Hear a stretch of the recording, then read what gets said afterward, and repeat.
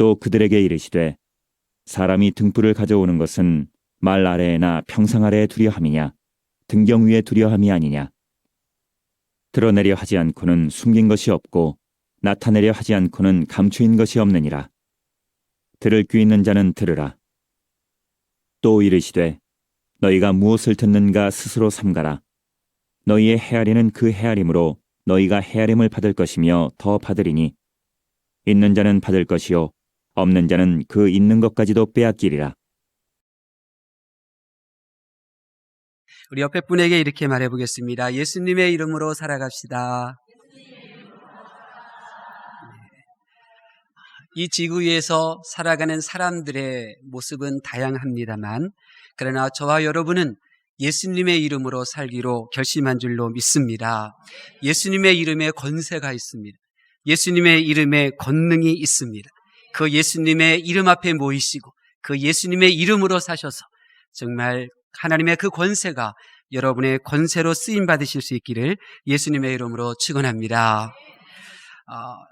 골프는 몰라도 박세리라는 이름은 이제 아실 것입니다.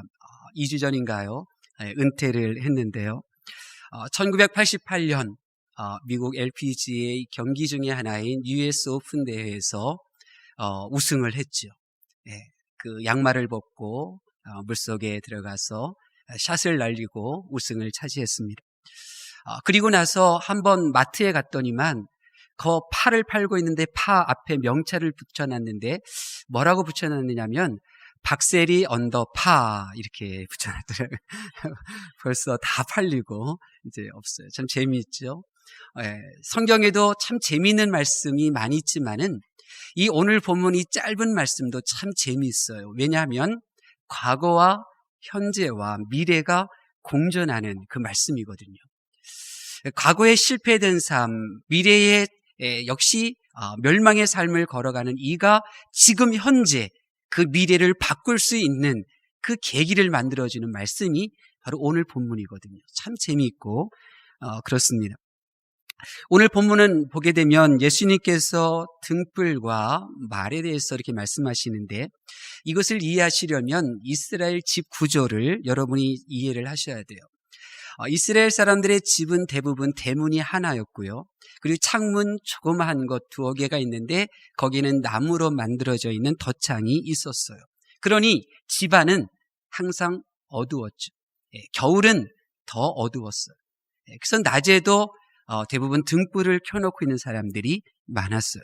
그러니까 이러한 환경에 살고 있는 사람들에게 있어서 이런 집 구조에서 생활하는 이스라엘 사람들에게 있어서 등불과 말은 아주 밀접한 관련이 있는 거예요. 이스라엘 사람들이 이 당시 사용하던 등은 올리브유로 이제 기름을 사용하고 있고 가운데 심지가 있는 흙으로 만들어진 이 그릇을 사용했어요. 주전 3세기경 예수님이 이 세상에 오시기 300년 전에는 이러한 접시가 거의 등잔이 거의 없어졌어요. 사라졌어요. 그런데 200년 전, 주님이 오시기 200년 전에 이 마카비 왕조가 유대 전통을 되살리자는 의미에서 올리브유를 사용하고 심지가 있고 흙으로 만들어져 있는 이 등불을 이제 보급했고 사용하게 되었어요. 이 이스라엘 사람들이 등불을 사용할 때 반드시 따라 나오는 것이 말이었어요. 이 말은 사람이 타고 다니는 말이 아니라 곡물을 측정하는 기구였어요. 8.75리터의 이 곡물을 측정할 수 있는 이 기구죠. 아주 자그마한 다리가 4개가 달려있는 이러한 기구예요. 쉽게 말하면 예전에 우리가 쓰던 밥상 그런 개념으로 이해할 수가 있겠죠. 이 곡물을 측정하는 이 말, 이것을 가지고 있지 않은 상인들은 있지만 그러나 모든 유대인들의 가정에는 이 말이 있었어요. 왜냐하면 이 말 가지고 11조를 계산할 때 꼭 필요했거든요. 그래서 유대인의 가정에는 반드시 11조를 하기 때문에 이 말이라고 하는 것이 이제 있었어요. 11조를 계산할 때 이외에도 이 말은 사용 용도가 참 다양했는데요. 먼저 본문에 보면 우리 말 아래 두지 아니하고 이랬잖아요. 이 말은 말 아래 둔 적이 있었다는 거거든요. 언제 등잔을 말 아래 두냐? 등화 간제할 때 말 아래 두었어요. 이스라엘은 전쟁이 그칠 새 없이 매번 일어났었거든요. 그렇기 때문에 이 집에 사람이 없다는 것을 드러내기 위해서 방바닥 한가운데를 이렇게 움푹하게 팠어요. 우묵하게 파고 그곳에다가 등불을 이제 놓고 그 위에 이 4개의 다리가 달린 말을 딱 얹어놨어요. 그러면 창문 바깥으로 이 불빛이 새어나가지는 않지만 이 불빛이 집안 바닥에 깔리기 때문에 은은하게 집안에서 생활하는데 불편이 없었어요. 등화간제용으로 이 말 아래 둔 거예요. 이렇게 사용했고요. 다른 하나는 이 식탁용으로 사용을 했어요. 4개의 다리가 있는 조그만 평상이기 때문에 거기에다가 빵도 올려놓고 또 차도 올려놓고 이렇게 식탁으로 사용하기도 했습니다. 그러니까 이 말은 이스라엘 사람들에게 있어서 등화 간제용으로 쓰든지 아니면 식탁으로 쓰든지 아니면 11조를 하기 위해서 계산하는 도구로 사용하든지 아이들은 어렸을 적부터 이것을 지켜보면서 이 용도를 보면서 생활했던 거죠. 이처럼 말은 유대 사람들의 가정과 밀접한 관련이 있어요. 다 알고 있는 거예요. 바로 이 사실을 가지고 주님은 오늘 운을 띄시는 거예요. 이야기를 시작하시는 거예요. 우리 21절 말씀 다시 한번 볼까요? 21절 말씀 시작. 또 그들에게 이르시되 사람이 등불을 가져오는 것은 말 아래에나 평상 아래에 두려 함이냐 등경 위에 두려 함이 아니냐. 이제 말이 어떤 모양으로 생겼는지 여러분이 이해를 하시니까 말 아래 둔다는 그 모습이 그림이 그려지죠. 방바닥을 땅을 파고 그 속에다 넣고 말을 올려놓는 그 모습 생각이 나고 그 말을 또 평상으로 사용하는 모습들 생각이 나죠. 여기서 등경은 이 등잔을 올려놓는 받침대를 말해요. 걸어놓는 것을 말하죠. 집안에 바위를 깎으면 바위 위에다가 올려놨었어요. 그러나 집에 바위가 벽에 없으면 그 흙으로 된 벽을 파내서 벽에 구멍을 약간 움푹 만들어서 그 위에다가 등잔을 이제 걸어놨죠.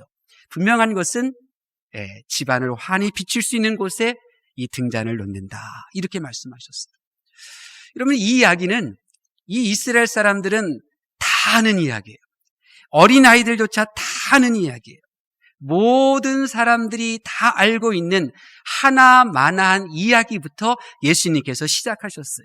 왜 그러냐면 예수님이 어떤 분이시냐면 예수님은 이와 같이 이 세상에 등불을 가지고 오신 분이다. 이 사실을 그냥 다 알 수 있게끔 그렇게 설명을 해주셨어요. 주님은 등불을 가지고 이 세상에 오신 분이에요. 주님은 어두운 곳에 등불을 비추려고 오셨어요. 어두워서 보이지 않던 물건들을 보게 해주시려고 그렇게 이 세상에 오셨어요. 그런데 재미있는 것은 예수님께서 태양이 아니라 등불이라고 표현하셨다는 거예요. 이스라엘 사람들이 등불의 용도를 잘 이해하는 것처럼 그들은 태양에 대해서 언급을 하셔도 잘 이해할 수 있어요. 근데 주님은 태양으로 표현을 하지 않으셨어요. 이상해요. 구약 말라기에 보면 하나님은 어떤 분이시냐면 해처럼 빛나시는 분이거든요. 아니, 해보다도 더 강력한 의의 빛을 비추시는 분이라고 했어요.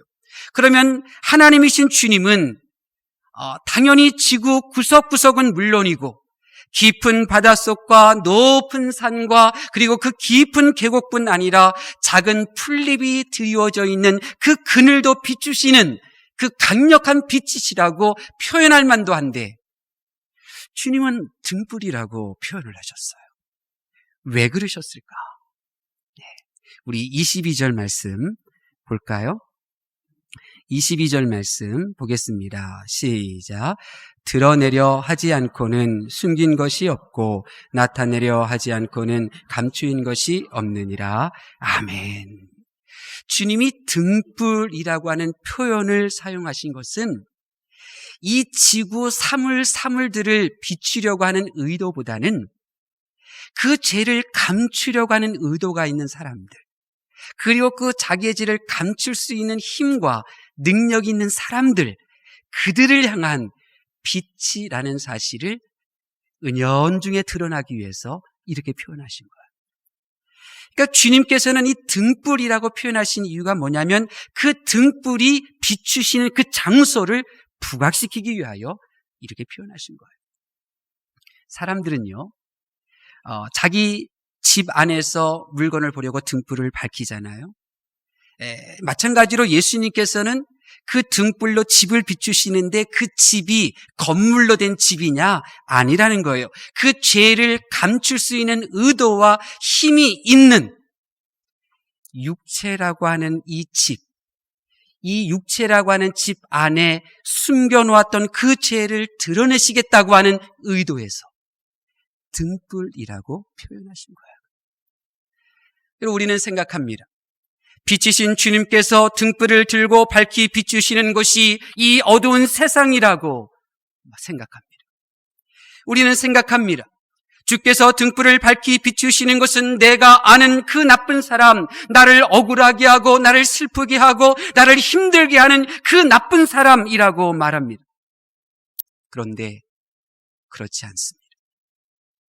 주님께서 등불을 밝히시는 장소는 이 어두운 세상이 아닙니다. 그 죄악을 행하는 그 사람도 아닙니다. 내 영혼이 살고 있는 내 몸뚱아리, 내 육체 안에 숨겨져 있는 그 죄를 비추시는 겁니다. 내 몸뚱아리로 저지른 죄를 숨겨놓았던 죄, 내 몸뚱아리 깊은 곳에다 감추었던 그 죄를 드러내시기 위하여 주님이 등불을 들고 오신 것입니다. 예수님은 하늘 보자 버리시고 이 세상에 등불을 들고 오셨는데 이 어둠의 세상이 지은 죄를 드러내기 위해서 오신 것이 아니라 그 사람의 죄를 드러내기 위하여 등불을 들고 계신 것이 아니라 내 죄를 내 스스로 감추고 있는 내 육체 안에 그 어둠 속을 빛을 비추셔서 나로 하여금 내 죄를 보게 하시려고 이 세상에 오셨다는 말씀입니다. 사람들은 이 세상의 죄를 들추는 일에 관심이 많습니다. 이 세상 사람들은 다른 사람의 죄를 드러내는 일에 열심을 냅니다. 누가 자기의 죄를 드러내며 살고 있습니까? 누가 자기의 죄를 이야기합니까? 예수님께서는 내 몸뚱아리라는 이 집안에 내가 권세를 가지고 내가 의도적으로 감추어 놓았던 그 숨겨진 죄, 사람들에게 보이지 않고 사람들에게 감추어 놓았던 그 죄, 그 부끄러운 치부, 그 어둠 속에 있는 그 치부들을 밝히 드러내어 내가 보게끔 등불을 들고 나를 찾아오신 것입니다. 성경은 내 육체라는 집안의 어둠 속에 묻힌 내 죄가 드러난 예를 적나라하게 기록하고 있는데 바로 사울왕이었습니다. 사울왕은 아말렉을 진멸하라는 하나님의 말씀을 따라 전쟁하여 대승하였습니다. 근데 승리하고 보니 아말렉 왕이 자기 앞에 무릎을 꿇거든요. 그 모습을 보니 아말렉 왕 살려주고 아말렉 왕이 살아있는 동안 나를 칭송하는 그 소리를 듣고 싶거든요. 자기 능력을 가시하고 싶었어요. 살려주었어요. 살이 포동포동 찌고 털이 윤기가 나는 소와 양을 자기 재산으로 삼고 싶었어요. 그래서 모두 살려두었어요. 아무도 그것이 죄라고 사울왕에게 말하지 않았어요. 사울왕의 그 용맹스러운 장수들, 그 명령에 생명도 내놓고 죽음의 장소로 나가는 그 군사들이 그것은 죄라고 말해주지 않았어요. 오직 한 사람, 사무엘 선지자만이 사울왕에게 그것이 죄라고 책망했죠. 그러나 사울왕은 핑계를 대었어요. 하나님께 드리려고 했다는 거죠. 무슨 말이냐면 사울왕은 자신의 몸으로 저지른 죄를 죄로 여기지 않았습니다. 사무엘 선지자가 그것이 죄라고 지적해도 그는 그것이 죄라고 인정하지 않았습니다. 즉 사울왕은 자기 왕이라고 하는 이 몸속에 꼭꼭 그 죄를 감춰둔 채 그것이 죄라는 사실을 눈감아 버린 것입니다.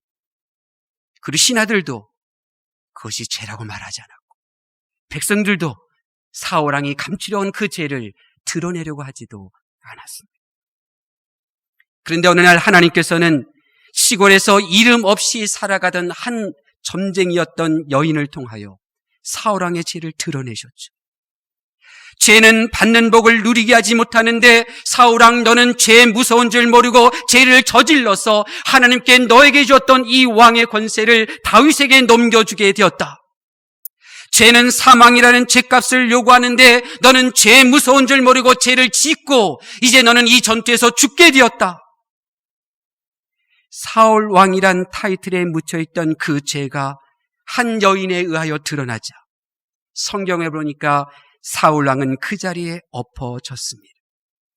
자신의 몸 안에 숨겨진 죄가 드러나자 한 나라의 왕이 이름 없는 한 여인 앞에서 자기의 충성된 신하들 앞에서 그 맨 땅 먼지가 나는 땅에 고꾸라진 것입니다.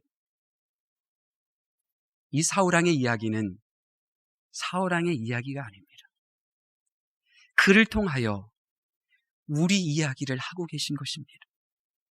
내 죄가 드러날 때 내가 어떻게 될런지 그 모습을 미리 보여주신 거예요. 이 지구에 살았던 모든 이의 이야기가 되도록 성령님은 성경에 기록해내신 거예요.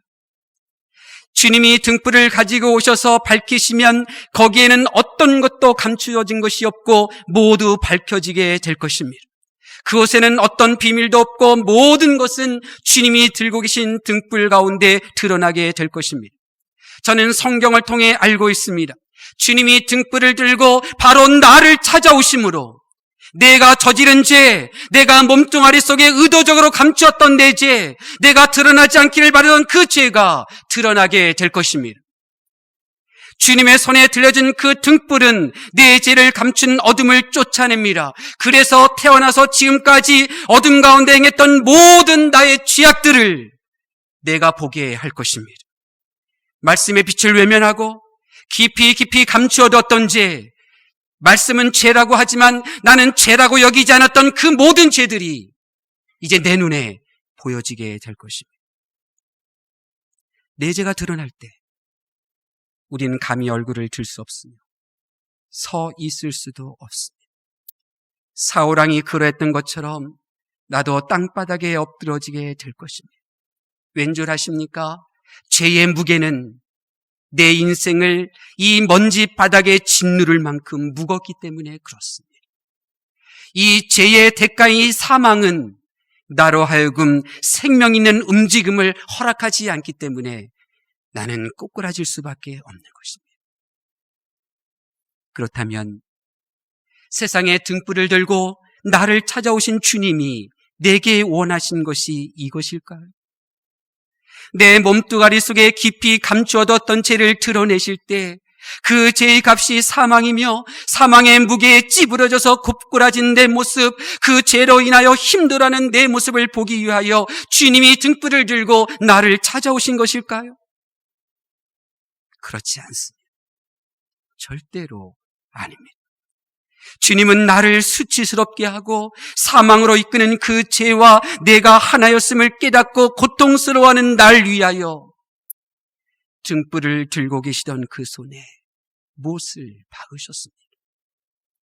주님의 손을 뚫고 십자가에 못 박힌 못이 아니라 내 죄가 주님의 마음을 아프게 한 것을 애통해하며 흐느끼는 나에게 주님의 보혈로 덮어주셨습니다.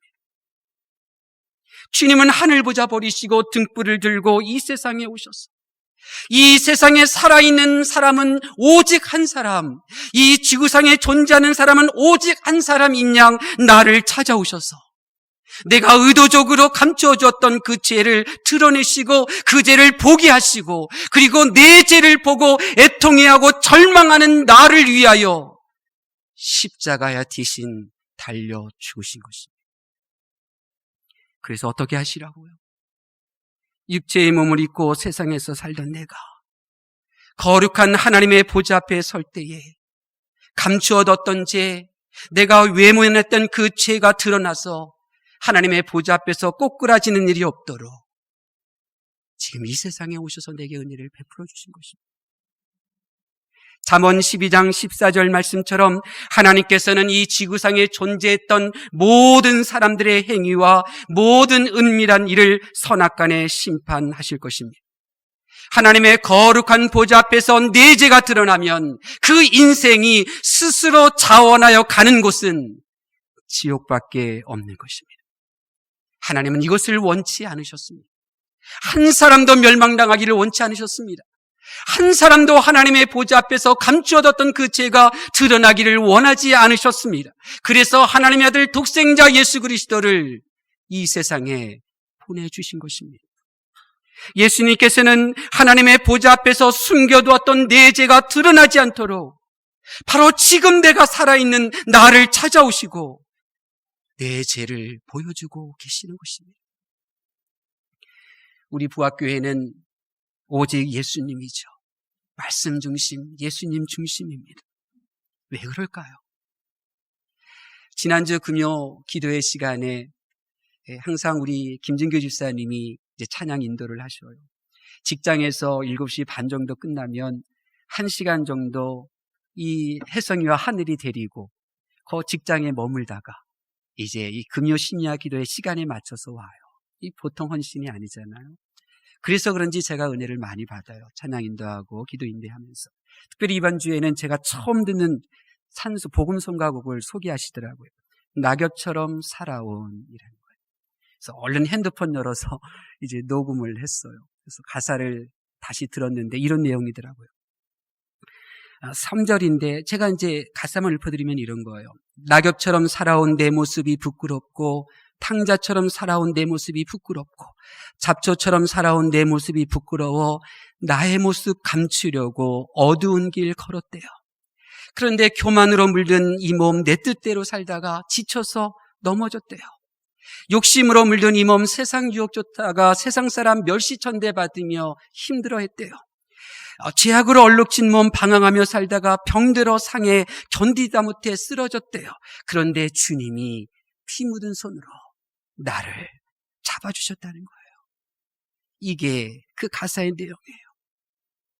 여러분, 죄는 나를 비참하게 만듭니다. 내가 숨겨놓았던 죄, 내가 죄인 줄 몰랐던 그 죄가 어느 날 고개를 들고 나를, 내 발등을 찍어요. 참 비참한 거예요. 그래서 하나님께서는 그런 일 벌어지지 말라고 우리 부학교회로 불러주신 거예요. 왜? 우리 부학교회는 예수님 중심의 교회거든요. 예수님은 십자가 지셨잖아요. 예수님은 내 죄를 지신 분이잖아요. 예수님은 죄를 이야기해요. 세상은 여러분에게 죄가 죄라고 일러주지 않아요. 세상은 죄임에도 불구하고 그것이 죄가 아니라고 여러분을 속이려고 들어요. 그러나 예수님만이 그것이 죄라고 말씀하시죠. 그 이 죄가 죄인 줄 가르치는 교회로 여러분이 인도함 받았어요. 왜요? 우리 부학교로 인도함 받은 여러분은 등불 들고 오신 주님 만나서 내 죄가 무엇인지 깨닫고 십자가의 보혈로 내 죄 사함 완전히 덮임받기를 하나님께서 원하셨기 때문인 것입니다. 하나님의 말씀을 경청하는 성도 여러분, 여러분에게 묻고 싶어요. 여러분은 등불을 들고 오직 한 사람, 여러분을 찾아오신 그 예수님을 지금 어디서 만나고 계십니까? 여러분의 사랑하는 배우자, 자녀들이 등불을 들고 나를 찾아오신 그 예수님을 지금 만나고 있는데 어디서 만나고 있습니까? 주님을 만나고 있어요. 등불을 들고 계신 주님을. 그런데 그 장소가 문제예요. 우리가 등불을 들고 나를 찾아오신 주님을 만나고 있는 장소가 어디냐면 언제나 등불을 들고 계신 그 주님을 나의 몸으로 만나고 있어요. 등불을 들고 찾아오신 주님을 내 육체 행위라고 하는 껍데기로 만나고 있어요. 우리는 등불을 들고 나를 찾아오신 그 주님을 친절하게 환대하고 그 주님을 그 사람에게로 지금 인도하고 있어요. 이게 우리 모습이에요.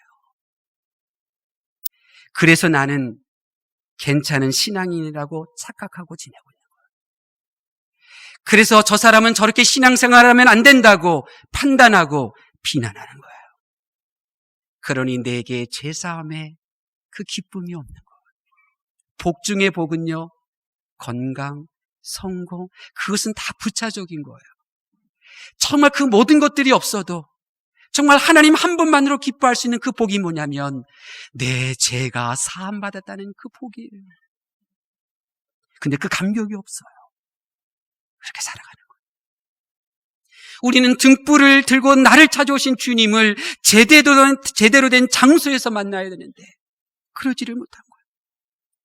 내 육체 안에서 나를 만나고 싶어하는 그 주님을 만나야 내 안에 내가 의도적으로 내가 무시하며 감춰두었던 내 죄를 내가 볼 수가 있는 거예요. 더 이상 내 육체 밖을 주님의 등불이 비추는 것이 아니라 내 육체 안에 주님의 등불을 올려놓아서 지금까지 육체 속에 숨겨놓았던 내 죄를 내 눈으로 보아야 비로소 주님의 십자가가 얼마나 소중한지. 오늘 가브리엘 찬양대가 찬양할 때 흐르는 눈물을 흘리지 않으려고 애쓰고 수고하는 그 모습이 나타나는 거예요. 주님은 정말 결단해야 하겠기에 이것이 너무나 중요하기에 내 죄를 내 눈으로 보고 애통해야 하고 내 죄를 사시는 주님 앞에 엎드려요. 그렇게 감사해야 되는 그 모습이 너무나 중요하기에 주님은 오늘 본문에서 이제 미래에 대한 이야기로 화제를 바꿔요. 그 미래 이야기가 뭔가요? 24절 말씀 보실까요? 24절 말씀 봅니다. 시작. 또 이르시되 너희가 무엇을 듣는가? 너희가 헤아림을 받을 것이며 더 받으리니. 아멘. 내 죄를 내가 주님의 등불로 드러나는 것을 보지 못하면 내가 이제 앞으로 어떻게 살아가는 사람이 되느냐? 다른 사람을 판단하며 살게 된다는 것입니다. 지금까지 그래왔던 것처럼 여전히 타인을 비판하는 삶을 살게 된다는 것입니다. 주님이 등불을 들고 보여주시는 내 죄를 보지 못하면 앞으로도 계속해서 부정적이며 남의 허물을 보며 원망하는 삶을 살게 된다는 말씀입니다. 그것이 그의 미래인 것입니다. 등불을 들고 나를 찾아오신 주님을 내 죄를 숨겨놓은 그 몸 안에서 만나 내 죄를 내가 보지 않으면 내 눈에는 세상의 죄만 보이고 다른 사람의 죄만 보이고 그것을 판단하고 비판하고 좌절하며 살다가 그렇게 인생이 끝난다는 것입니다. 이것은 나를 위하여 채찍에 맞으시고 나 한 사람을 위하여 하늘 보자 버리시고 나를 찾아오신 주님을 믿는 성도의 삶이 아닙니다. 이런 삶은 방금 읽은 말씀과 같이 미래에 내게 주신 것을 빼앗기게 되고 나에게 주시기로 예비된 복을 누리지 못하게 되는 것입니다. 그래서 주님은 오늘 그 미래를 바꾸라고 결단하라고 말씀하시는 것입니다. 어떻게 하라고요? 23절 말씀입니다. 23절 말씀 봉독합니다. 시작. 아멘. 듣기 위해서 힘쓰시라는 거예요. 내가 지금 무엇을 듣고 있는지 분별하라는 거예요. 내가 지금 그것은 죄가 아니다, 그것은 죄가 아니야, 이 세상의 소리를 듣고 있는지, 너 괜찮은 사람인 것 같지만 너는 숨겨놓은 죄가 있어, 너 아직 지은 죄가 있어, 너 저지르고 있는 죄가 있어, 이 소리를 듣고 있는지 지금 구별하여 들으라는 거예요. 내가 내 죄를 지적하는 말을 듣고 행해야 다른 사람을 판단하고 비판하는 그 미래의 삶이 중단되고 복이 빼앗기지 않는 삶을 살 수 있다고 주님께서 말씀하고 계시는 것입니다. 주님이 채찍에 맞으심으로 나음을 입고 주님이 내 죄악 때문에 상함을 입으신 것을 믿는 성도는 말씀을 듣고 그리고 행하는 삶을 살아야 되는 줄로 믿습니다. 부디 주님의 이 말씀을 들으시고 말씀을 들으셔서 등불을 들고 찾아오신 그 주님이 보여주시는 대로 내 죄를 보시고 내 죄를 십자가에 못 박으시고 내 죄를 지신 주님께 그 감사의 눈물 흘리셔서 주님의 보혈이 여러분을 덮는 은혜를 누리시기를 바랍니다. 하나님께서 여러분에게 주신 복 빼앗기지 않게 될 것입니다. 여러분의 미래는 하나님께서 예비하신 복을 다 받는 미래가 될 줄로 믿습니다. 기도하겠습니다.